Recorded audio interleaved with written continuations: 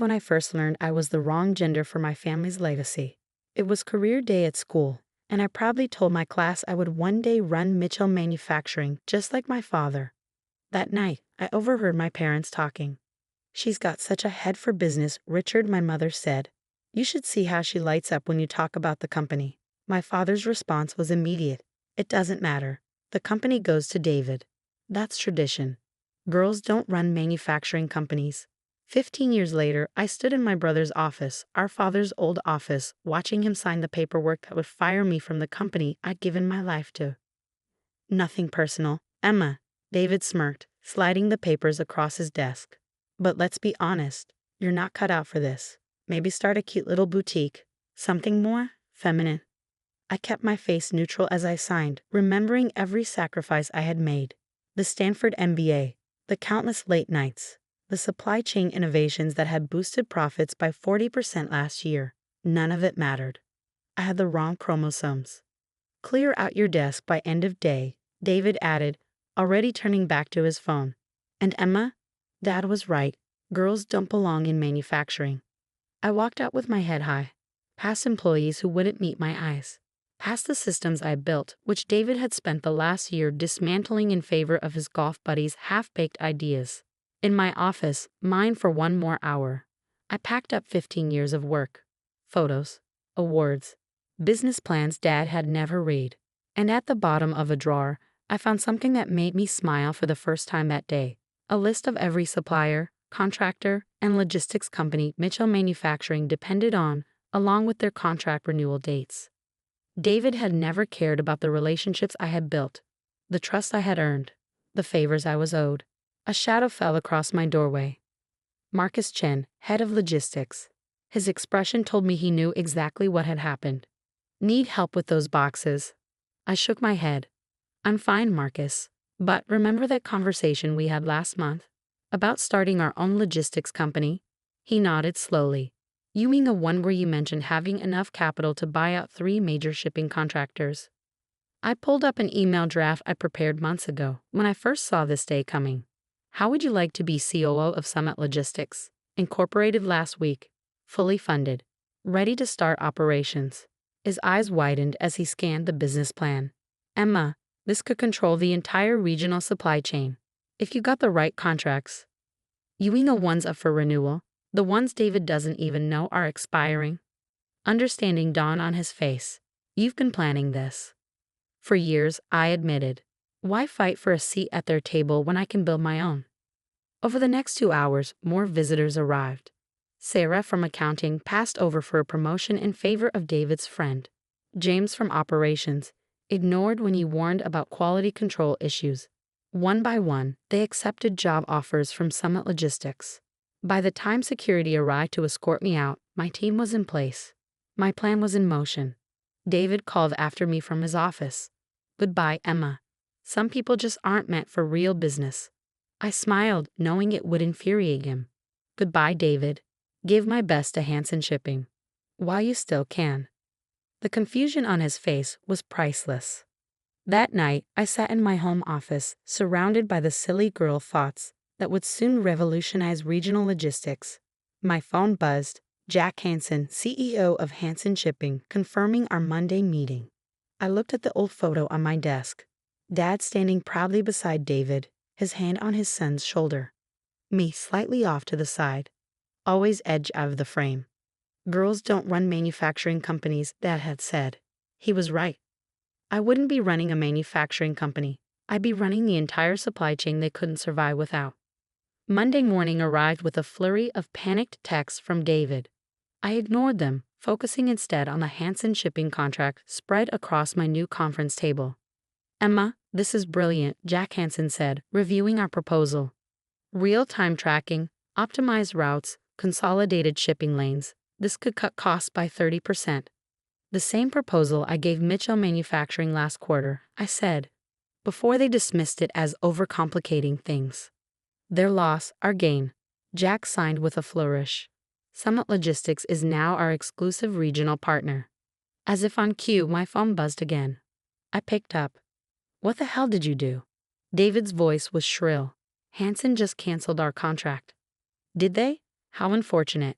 I heard they signed with some new logistics company. Summit something. You're behind this. Behind what, David? A better business model? Isn't that what you called real business? The stream of profanity that followed was cut short when I hung up. I had more meetings to attend. By Wednesday, we secured 5 more contracts.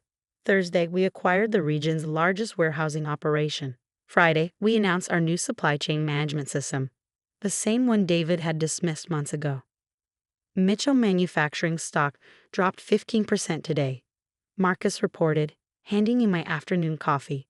Investors are panicking over supply chain instability. Just wait until next week, I said. Phase 2 begins Monday.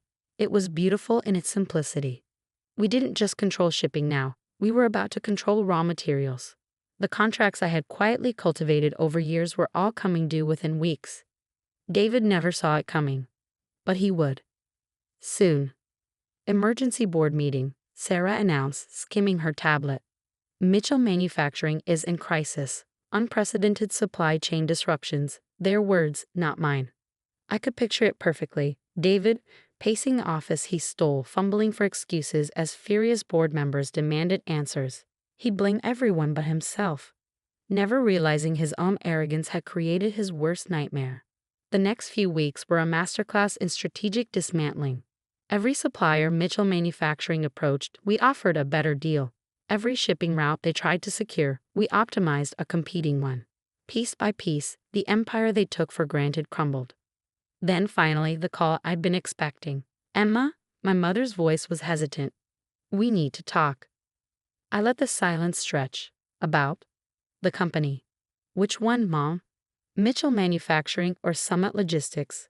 Because only one of them is thriving. A pause. Your father, he never meet. Never meant what? I cut in, to dismiss every idea I had, to hand the company to David just because he was a man, to let him run it into the ground while he ignored every warning. More silence.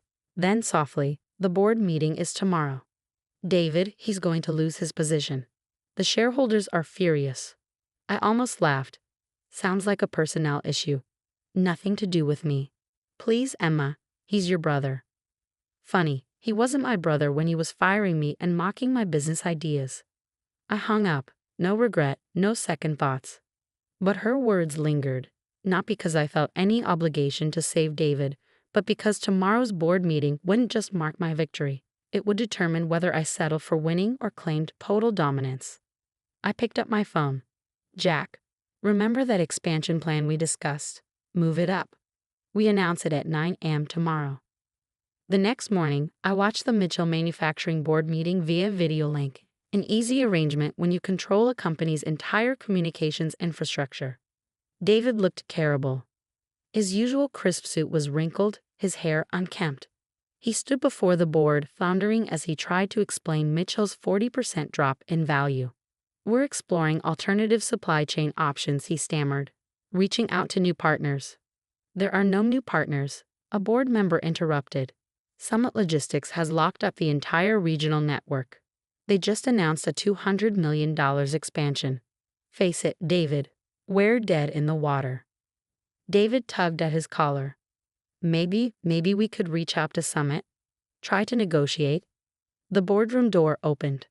Oh, now you want to negotiate? Every head turned. I stepped inside, my Summit Logistics ID badge gleaming. Dad half rose from his chair. Emma, what are you doing here? I smiled, representing the only company in this room that actually knows how to run a business. David's face darkened. You planned this. You sabotaged us. I shook my head. No, David. I built something better. Something you could have had, if you hadn't been so convinced that girls don't belong in business. I laid out my offer. Fair, more than fair, really. Summit would absorb all employees, preserve the Mitchell name on key product lines, and ensure the company's legacy continued. Just not under David. All in favor? The board chairman asked. The vote was unanimous. Even Dad, looking resigned, raised his hand. David lurched to his feet. This isn't right. Dad, tell them. Dad's voice was heavy. It's over, son. He turned to me. Emma, I was wrong. About everything. I met his gaze without flinching. Yes, you were. Then I turned to leave, but paused. Oh, and David, don't bother packing your office. I had it cleared out this morning. Try not to feel too bad. Some people just aren't meant for real business. His own words thrown back at him. The perfect ending to a plan 15 years in the making. That evening, I sat in my real office, earned through skill, not chromosomes. Framed on the wall was my first act as CEO. Mitchell Manufacturing's stock certificate. Sarah appeared in the doorway. Your father is here. He looked older than I remembered. Smaller somehow. The company, he started, is thriving, I finished. No thanks to your outdated ideas about who should run it. He exhaled. I'm sorry. I arched a brow. For what? Not believing in me. Dismissing me. Handing the company to David without a second thought. Each accusation landed like a weight. For all of it, he admitted. For underestimating you. For thinking talent had anything to do with gender. I studied him, searching for insincerity. I found none. Well, I said finally, at least you're learning. He nodded. I am. Then, hesitating. That's actually why I came. I want you to meet someone. A young woman rolled in beside him, a wheelchair-bound engineer with sharp eyes and an air of quiet brilliance. Emma, this is Jessica Chen, Dad said, a manufacturing prodigy from MIT. I thought you should hear her out. I raised an eyebrow, and why is that? He actually blushed, because when I saw her proposals, I realized something. I remembered all the ideas of yours I never read, and I didn't want to make the same mistake twice. Jessica looked nervous but determined. Mr. Mitchell said you might be interested in my AI integration models for production efficiency. I smiled. I am, but first, tell me about yourself. Not your gender, not your disability, just your vision for the future of manufacturing. Her eyes lit up. As she launched into her ideas, I caught Dad watching us, pride and regret warring on his face. Later that night, Mom stopped by my office. I saw David today. How's customer service treating him? I smirked. She sighed. He's humbled, and he wanted me to give you this. She handed me an envelope. Inside was a handwritten letter. Emma, I spent years believing I deserved success just because of who I was. You proved that success is earned. You built something incredible, and you beat me fair and square. I won't ask for forgiveness. I don't deserve it. But I will say this. I see it now. I see you now. I'm proud of you. David ***. I exhaled slowly, folding the letter. I didn't need his pride. But maybe, just maybe, I'd appreciated it. Smiling, I turned back to my desk. There was still work to do. After all, this empire wasn't going to build itself. And now everyone knew exactly whose hands it belonged in. I read the letter twice, then picked up my phone. David, be in my office tomorrow, 8 a.m. sharp. Bring your customer service reports and any real ideas you've gathered from actually listening to our clients. The next morning he walked in. Gone was the overconfident CEO swagger. In its place was something quieter. Humbled. Sit down, I said. Tell me what you've learned. For the next hour, David laid out a detailed analysis of customer complaints, supply chain inefficiencies, and possible solutions. He hadn't just done the work, he'd understood it. Not bad, I said when he finished. How would you like to head up our new customer experience division? His eyes widened. You trust me with that. Trust is earned, just like leadership. Just like respect. That's how this company works now. And it did. Over the next year, Mitchell Manufacturing became something neither Dad nor David had ever envisioned. Jessica's AI-driven production systems transformed our efficiency. David's customer-first strategies rebuilt our reputation. Summit Logistics remained an industry powerhouse. But the real transformation, that happened in the company's culture. Walk into any Mitchell Manufacturing facility now, and you'll find leadership built on talent, not tradition. You'll see Jessica mentoring a new generation of engineers, David working alongside her, learning instead of dictating, and Dad, semi-retired, but still watching with something between pride and regret. Your latest article's making waves, Marcus said one morning, tossing a magazine onto my desk. The cover showed me standing on the factory floor. The headline read, The Manufacturing Maven, How Emma Mitchell revolutionized an industry while breaking glass ceilings. Marcus grinned. Best part is the sidebar about our mentorship program. The Mitchell Future Leaders Program, my passion project. It opened doors for brilliant minds often overlooked due to gender, disability, or background. Like Jessica, who was now guiding pre-promising engineering students. Dad called it expensive charity at first, I mused, until he saw the innovations coming out of it. Speaking of Dad, Marcus gestured toward my office door. He stood there, holding a familiar leather portfolio, the same one that had once contained my business proposals, the ones he'd ignored. I found these while cleaning out my old office, he said quietly. Finally read them. They were brilliant, Emma. They still are. I'm sorry I couldn't see that sooner. I took the portfolio, flipping through the ideas that had built my empire. Want to hear my latest proposal? Expanding the mentorship program internationally. He sat down, eyes filled with something I'd never seen before.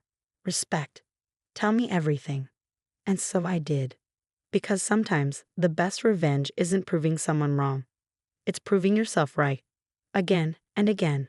Until even the deepest prejudices crumble under the weight of undeniable success. David stops by my office every Friday now, not as the entitled hare he once was, but as someone who finally understands what real leadership means.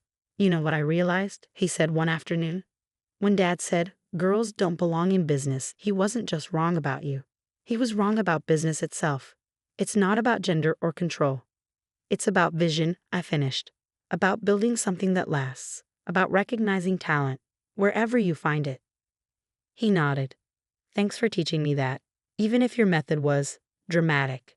I smiled, thinking back to the day I took his company from him. Some lessons are meant to hurt. On my office wall, my old termination papers still hang beside my stock certificates, but now they're surrounded by something even more important, photos of our diverse leadership team, of our mentees, of the future we're building. And in one, David and I stand side by